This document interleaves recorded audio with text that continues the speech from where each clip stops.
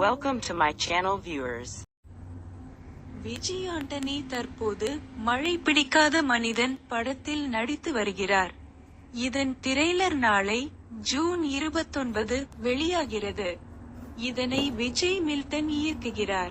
அடுத்ததாக அவர் நடித்து வரும் ஹிட்லர் படம் பான் இந்தியா படமாக தமிழ், மலையாளம், தெலுங்கு, கன்னடம் மற்றும் ஹிந்தி மொழிகளில் ஆகஸ்ட் மாதம் வெளிவருவதாக அறிவிக்கப்பட்டுள்ளது. இது முழுநீள ஆக்ஷன் படமாக உருவாகிறது. இந்த படத்தை படைவீரன், வானம் கொட்டட்டும் படங்களை இயக்கிய தனா இயக்குகிறார்.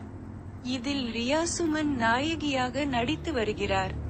நீண்ட இடைவெளிக்கு பிறகு சரண்ராஜ் இப்படத்தில் முக்கியமான கேரக்டரில் நடிக்கிறார்.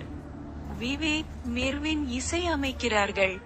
நவீன் குமார் ஒளிப்பதிவு செய்கிறார்.